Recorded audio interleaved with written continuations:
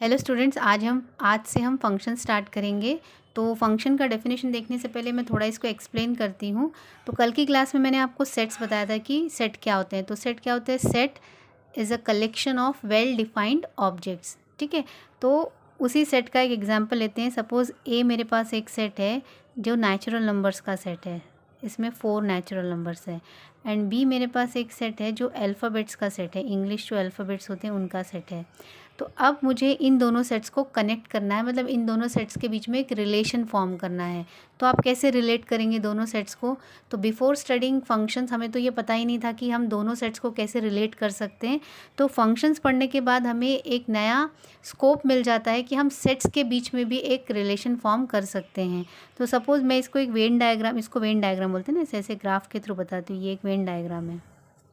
तो ये एक मैंने एक सेट बना लिया ए, और ये एक मैंने सेट लिया बी। ए मेरा सेट कैसा है?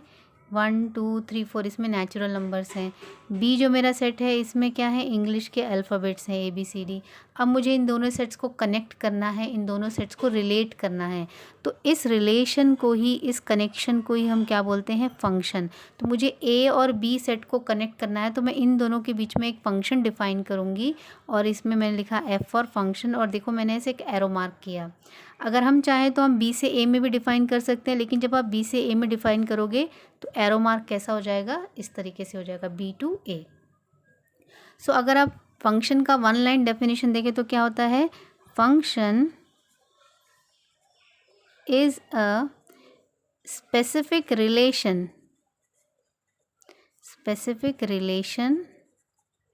Between two sets.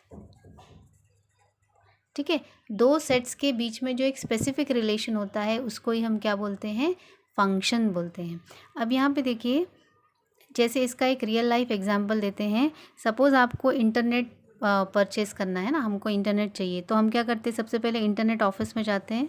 ये सपोज़ ये मेरा इंटरनेट ऑफिस है, आप उससे बात करते हो और वो आपके घर पे इंटरनेट का कनेक्शन प्रोवाइड करता है। तो ये हमारा घर है।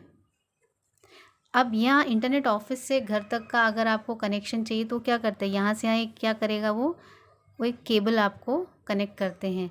तो इस तरीके से ये जो कनेक्शन है, ये दो अलग अलग सेट हो गए। तो इन दोनों, ये हमारा इंटरनेट ऑफिस है, ये हमारा घर है। तो यहाँ से यहाँ तक का आपको एक कनेक्शन फॉर्म करने के लिए हम क्या करते हैं? केबल के थ्रू उन दोनों को कनेक्ट किया जाता है। तो ये जो कनेक्टिविटी है, ये जो रिलेशन है, इसी को हम क्या बोलते हैं? फंक्शंस बोलते हैं। ये हो गया इन जनरल जो मैंने डेफिनेशन आपको बताई। अब यहाँ पे थोड़ा एक मैथमेटिकल डेफिनेशन देख लेते हैं। तो यहाँ पे इन्होंने बोला है if A and B are two non empty sets. देखिए, एम्प्टी मतलब होता है खाली, ब्लैंक, कुछ भी नहीं है। नॉन एम्प्टी मतलब कभी भी अगर आप सेट में काम कर रहे हैं तो उसमें कोई ना कोई एलिमेंट तो होना ही चाहिए।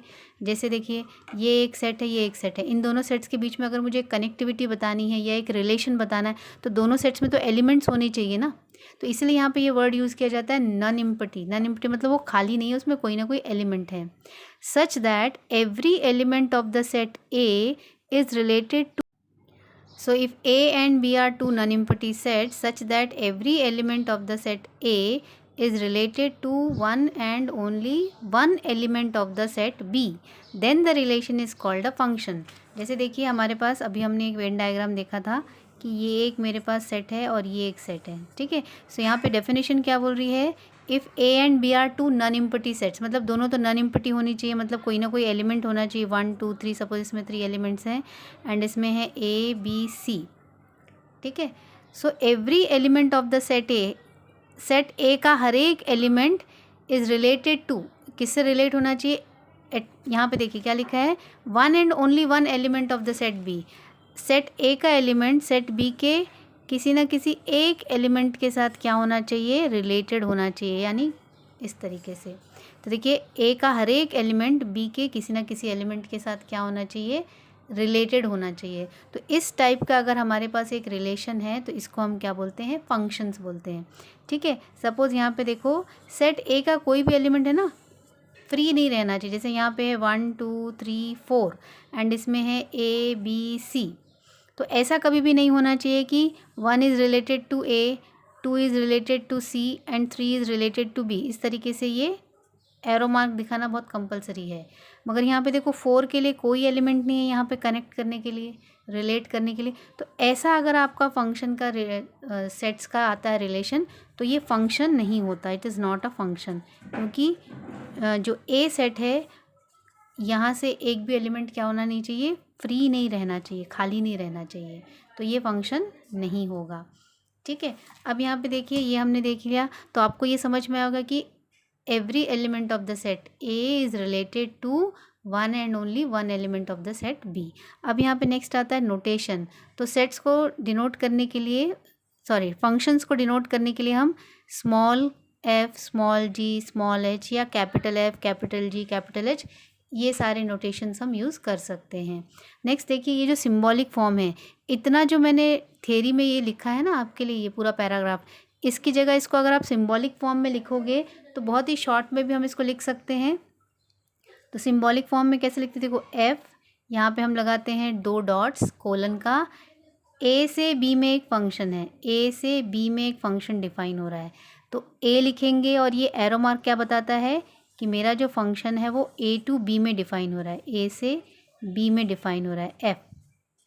तो ये वाला जो ये पूरा का पूरा पैराग्राफ अगर आप लिखना चाहो, ये तो डेफिनेशन है, बट उसी को हम सिंबॉलिक फॉर्म में ऐसे लिखते हैं, F is a function from A to B. इसको रीड कैसे करते हैं, F is a function from A to B. ठीक है, तो इस तरीके से ये इसका सिंबॉलिक फॉर्म हो गया। और यहाँ पे देखिए जनरली हम लोग आपकी बुक में आपको स्मॉल एफ, स्मॉल जी, स्मॉल एच, ये हम लोग फंक्शन के लिए नोटेशन यूज़ करते हैं। ठीक है, यहाँ से यहाँ एक फंक्शन है तो मैं एफ भी लिख सकती हूँ, यहाँ से यहाँ अगर एक फंक्शन डिफाइन करना है, जैसे ए और बी के बीच में एक फंक्शन डिफाइन करना है, तो हम जी भी बोल सकते हैं कि जी एक फंक्शन है, G is a function from A to B, ऐसे भी हम इसको लिख सकते हैं। ठीक है, अब यहाँ पे देखिए सपोज़ x कोई एलिमेंट है, जैसे मैंने बताया ना ये एक फंक्शन है, तो यहाँ पे मान लो मैंने एक एलिमेंट लिया x, a का एक एलिमेंट है x और b का एक एलिमेंट है y, तो x किसका एलिमेंट है a एंड b किसका एलिमेंट है y, तो वहाँ पे देखो यही चीज़ यहाँ पे हमने एक चीज़ बता रही है, let x be an element of a and y be an element of b, then we can write y is equal to f of x। ये एक बहुत ही इंपॉर्टेंट जो कंसेप्ट है, ये आपको आगे बहुत जगहों पे यूज़ होगा, तो एक बार ध्यान से देखते हैं। देखो जैसे मेरे पास सपोज़ ये एक सेट है A और ये एक सेट है मेरा B, इस सेट में सपोज़ x कोई एक एलिमेंट है और B सेट में एक y एलिमेंट है। ठीक है, मुझे A से B में एक फंक्शन डिफाइन करना है f। ठीक है, तो x किसका एलिमेंट है a का, y किसका एलिमेंट है b का। तो यहाँ पे देखिए जब मैंने x पे f ऑपरेट किया ना, a में जो x एलिमेंट है x पे जब मैंने f ऑपरेट किया, ऐसे ही तो लिखा मैंने, जब मैंने x पे f फंक्शन लगाया तभी तो मुझे b का y एलिमेंट मिलेगा। ठीक है, जब हम a सेट के x एलिमेंट पे f फंक्शन लगाते हैं तभी तो आपको b सेट का y मिलता है। तो इसी को हम और दूसरे तरीके से आप क्या लिख सकते हो, और we can write it as y is equal to f of x। मतलब जब आप x पे f फंक्शन ऑपरेट करते हैं तभी आपको y मिलता है, तो इसी को हम लिखते हैं y is equal to f of x। Here x is called, यहाँ पे देखिए यहाँ पे ये जो a सेट है ना, इसके एलिमेंट जितने भी रहेंगे, ये तो मैंने एक x के लिए लिया, ऐसे तो कई सारे एलिमेंट हो सकते हैं, तो x के जितने भी एलिमेंट हैं इन सबको बोलते हैं इंडिपेंडेंट वेरिएबल्स। a सेट के जितने भी एलिमेंट है ना, यहाँ पे x को क्या बोलते हैं, इंडिपेंडेंट वेरिएबल्स, एंड y को क्या बोलते हैं, डिपेंडेंट वेरिएबल। x को हम बोलेंगे इंडिपेंडेंट एंड y को बोलेंगे डिपेंडेंट वेरिएबल।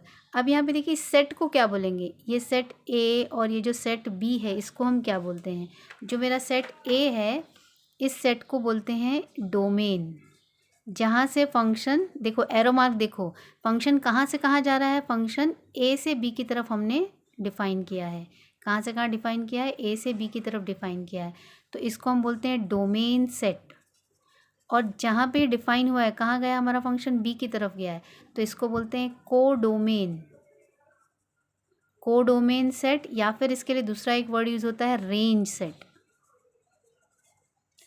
कोडोमेन या फिर हम इसको क्या बोलते हैं, रेंज सेट। तो ये हमेशा याद रखना, जहाँ से फंक्शन डिफ़ाइन होता है उसको हम बोलते हैं डोमेन सेट, और जहाँ पर डिफ़ाइन होता है, यहाँ से यहाँ गया ना, देखो एरो मार्क, ए से बी में गया तो ए मेरा डोमेन सेट हो गया, एंड बी को क्या बोलते हैं, को डोमेन सेट बोलेंगे, या फिर आप उसको क्या बोल सकते हो, रेंज सेट बोल सकते हो। ठीक है, नेक्स्ट ये हो गया हमारा फंक्शन का डेफिनेशन। नेक्स्ट आता है वैल्यू ऑफ द फंक्शन। एक बार फंक्शन डिफाइन हो गया तो उसकी वैल्यू कैसे निकालनी है।